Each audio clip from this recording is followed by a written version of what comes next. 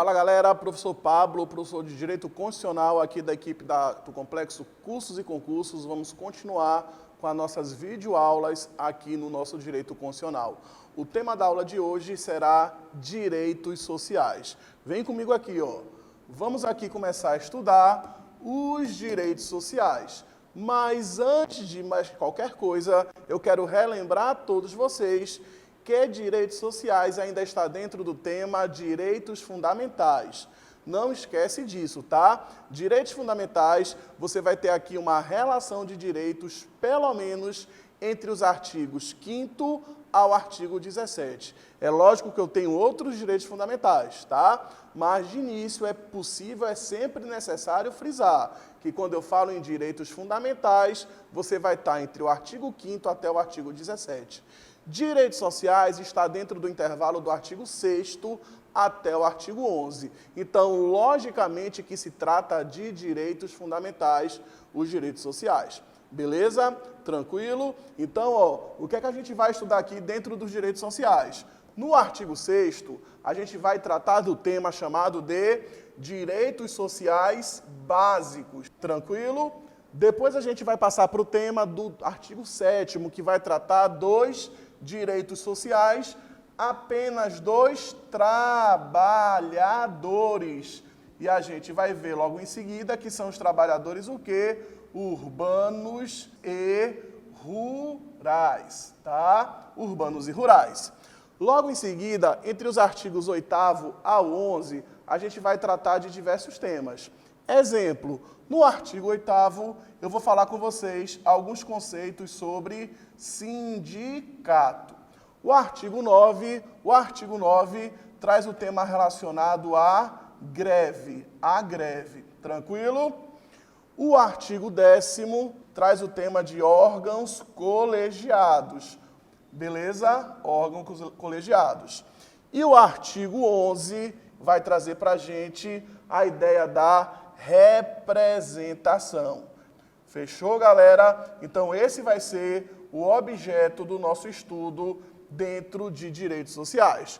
Inicialmente, no artigo 6º, trataremos dos direitos sociais básicos, tá?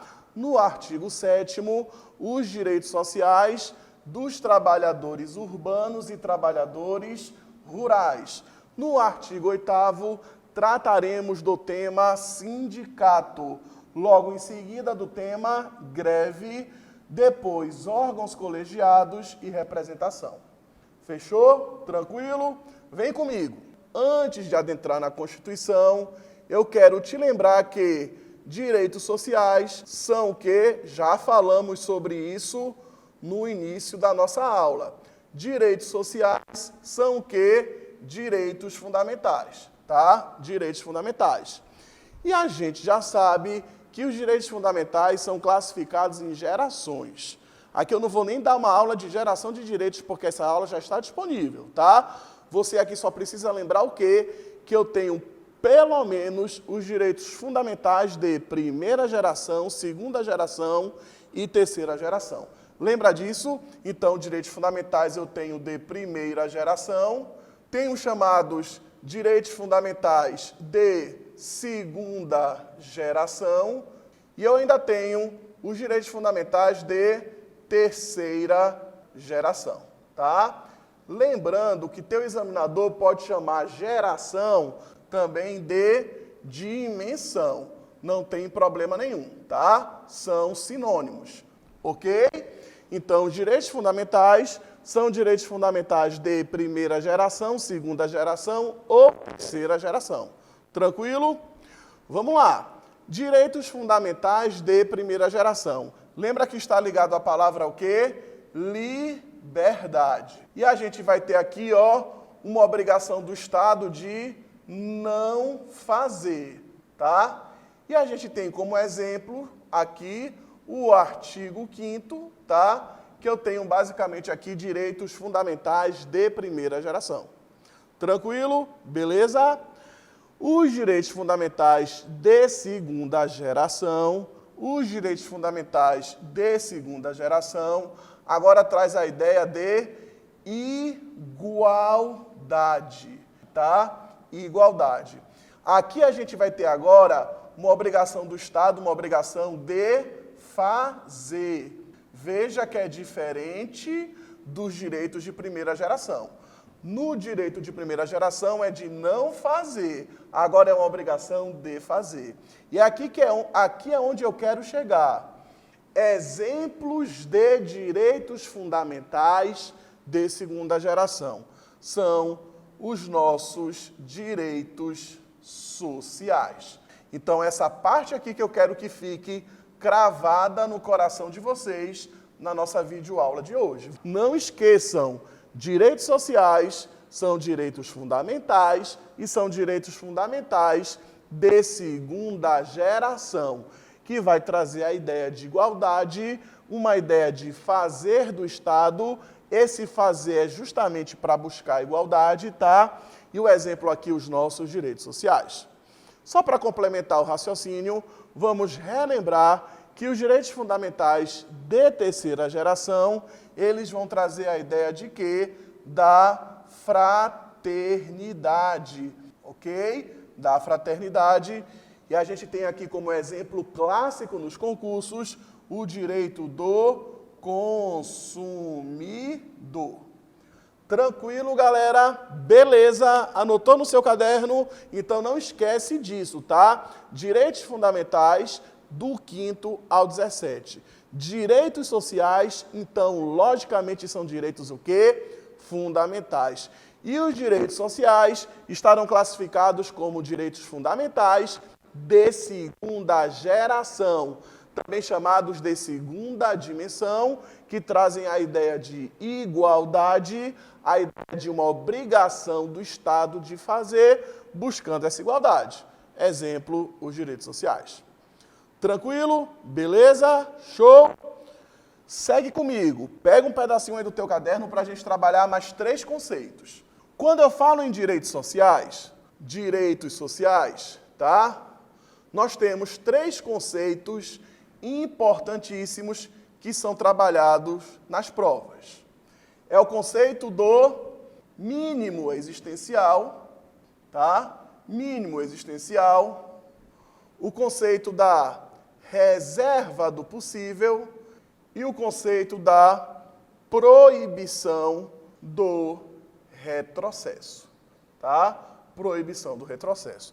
Vamos entender do que se trata cada um desses conceitos relacionados intimamente ao tema direitos sociais, tá? Vamos fazer assim, até para ficar de uma forma mais didática a sua compreensão. Troca aí no teu caderno, tá? Troca aí no teu caderno. Coloca primeiro a reserva do possível e depois você coloca o chamado mínimo existencial, tá? Vamos aqui tratar sobre cada um desses 3 conceitos. Vamos lá. Os direitos sociais, como direitos fundamentais, são direitos que as pessoas podem cobrar do Estado. As pessoas podem cobrar do Estado, tá? Então, a questão é a seguinte: será que o Estado ele tem dinheiro para implementar todos os direitos sociais? Será que o poder público vai ter recursos suficientes para executar todos os direitos sociais? A gente já vai aprender, por exemplo, que saúde e educação são direitos sociais. A questão é, será que nós temos dinheiro para fazer tudo dentro da saúde? Será que nós temos dinheiro para fazer tudo dentro da educação? Tá? Então, o que é que acontece? O poder público, ele pode utilizar do conceito da reserva do possível para indagar o seguinte: eu sei que eu tenho, porque veja, a gente já viu, não tem 3 minutos isso, que direitos sociais são direitos fundamentais de qual geração? Primeira, segunda ou terceira? Fala para mim. Segunda, perfeito. Se são direitos fundamentais de segunda geração, é uma obrigação ou não é uma obrigação do Estado fazer? É uma obrigação do Estado fazer. Então, saúde, o Estado tem que prestar saúde, mas o Estado pode argumentar que não tem dinheiro suficiente para prestar saúde. Fechou? Então, a reserva do possível é isso. A gente vai implementar os direitos sociais dentro da reserva do possível, dentro dos recursos disponíveis. Ficou claro? Tranquilo? Então, o que significa a reserva do possível? É a possibilidade do Estado, o Estado no seu sentido lato, no seu sentido mais amplo, do Estado justificar que não vai prestar determinado direito social em razão de não ter o quê? Recursos. Ficou claro? Galera, essa teoria do recurso do possível, ela nasce na Alemanha. Como é que ela nasce, essa teoria? Lá na Alemanha, em determinado estado, que não vou lembrar agora o nome, tá? Era oferecida apenas 20 vagas no curso de medicina. Os estudantes alemães buscaram o poder judiciário, dizendo que era um direito à educação. Então, aqueles que não conseguiram passar no vestibular de medicina lá na Alemanha, eles buscavam uma vaga na universidade, indagando que educação era um direito, então a Alemanha tinha que prestar educação, tinha que o quê? Dar o acesso ao curso de medicina. O que é que o Poder Judiciário decidiu julgando esse caso concreto? Sim, educação é um direito de todos, mas dentro do possível. Naquele caso concreto, só teriam acesso ao curso de medicina quem tivesse logrado êxito no tal do exame vestibular. Fechou? Tranquilo? Então, recapitulando, do que se trata a reserva do possível? Se trata da possibilidade do poder público justificar que não vai prestar o direito social em razão de não ter o quê? Recurso suficiente. Ficou claro? Tranquilo? Agora, tudo é uma questão de raciocínio lógico funcional. Será que o poder público pode simplesmente bater o martelo e dizer que não tem recurso para determinadas situações? Eu posso alegar, sim, a reserva do possível, mas o Estado, o poder público, tem a obrigação de garantir pelo menos o mínimo existencial. Então, o poder público tem a obrigação de garantir ao menos o mínimo existencial. Então, fecha aqui comigo, ó, fecha aqui comigo. Se o Estado falar assim, ó, eu não tenho dinheiro para educação, ponto. Significa que o Estado pode simplesmente não prestar educação, errado. Significa que o Estado vai prestar educação dentro da reserva do possível, mas sempre garantindo o mínimo existencial. Exemplo, o ideal seriam 100 vagas na escola. O ideal seriam 100 vagas na escola, tá? Mas em razão da reserva do possível, não é necessário, não é possível as 100 vagas na escola, tá? A pergunta é, o Estado simplesmente vai poder dizer assim, ó, não vou oferecer o direito social de educação? Não, o Estado tem a obrigação de oferecer o direito de educação, mas vai oferecer dentro do possível. Não consigo oferecer as 100 vagas, mas oferecerei 50. Fechou? Então, sim, é possível o Estado argumentar a reserva do possível, mas desde que o Estado garanta o mínimo existencial. E sobre esses dois pontos, eu quero tratar com vocês de um tema que vem despencando em concurso. A gente já tem a ideia de que poder público está ligado ao poder executivo e poder judiciário está ligado à função de resolver os conflitos sociais. A minha pergunta é, quem é que decide acerca da implementação desses direitos sociais? Quem vai decidir como que esses direitos sociais serão implementados? Será o Poder Judiciário ou será o Poder Executivo? Pensa aí, fala para mim rapidinho. Quem é que executa os serviços sociais? Quem é que executa os direitos sociais? Saúde, educação, trabalho, lazer, etc. É o Poder Executivo. E a gente já aprendeu isso em princípios fundamentais, que esses poderes são o quê? Autônomos, tá? Independentes e harmônicos, tá? Eles têm o quê? Uma independência. Tranquilo? A minha pergunta é, Quem sabe o que tem que comprar, por exemplo, de remédio, é o Poder Executivo. Então, cabe ao governador, no Estado, por exemplo, como titular do Poder Executivo, definir quais são as políticas públicas na área da saúde. A minha pergunta é possível que o Poder Judiciário possa obrigar o Poder Executivo a, por exemplo, comprar determinado remédio? Anota aí que vai cair na tua prova, tá? Sim.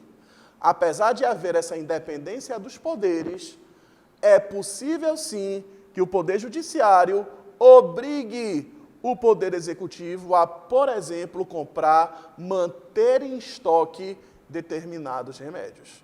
Fechou, galera? Tranquilo? E para fechar esses 3 conceitos, vamos trabalhar a ideia da proibição do retrocesso, tá? Isso aqui também é conhecido como efeito clique. O que é que significa a proibição do retrocesso? Significa simplesmente o seguinte, anota aí no teu coração. Uma vez ofertado o direito social, uma vez oferecido o direito social, o poder público não pode retirá-lo. Entenderam? Então, uma vez ofertado o direito de trabalho, se na Constituição tem lá direito do trabalho como direito social, tá? Esse direito não pode mais ser retirado. Se eu tenho lá o direito à previdência social, esse direito não pode ser retirado. Então, a proibição do retrocesso traz para a gente uma garantia que os direitos sociais ofertados não podem ser o quê? Retirados posteriormente.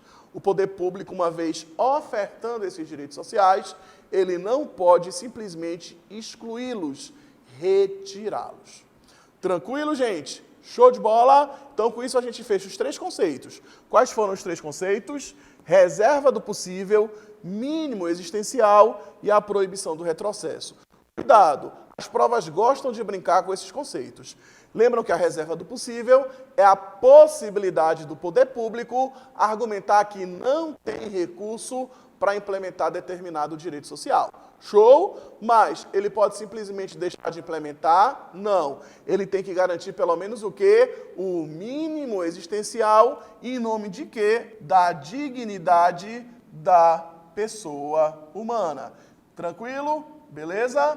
E, finalmente, a proibição do retrocesso. O que é que significa a proibição do retrocesso? Significa que, uma vez ofertados direitos sociais, esses direitos sociais não podem ser excluídos pelo poder público.